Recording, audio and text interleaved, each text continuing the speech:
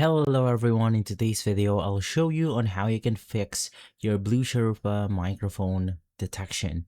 So basically the first thing that you want to do is to just close the Blue Sherpa application altogether, and then let's head over to our device manager. You can simply search that inside the start menu. It's going to be device manager. Open it up and then you want to head over to the audio inputs and outputs. Now, inside this page, you want to look for your microphone that is not being detected by the application. So in my case, I'm going to use this microphone as an example.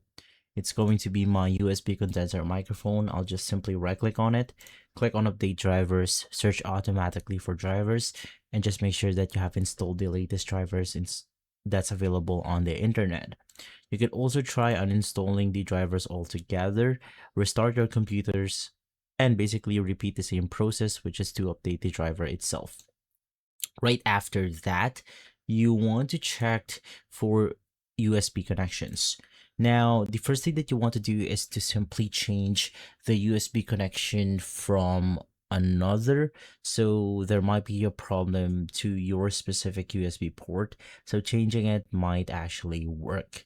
Now, you could also try plugging it inside the USB 3.0 port. Basically, this is the more updated port than the USB 2.0. Now you could notice this by simply the blue marked USB ports right here.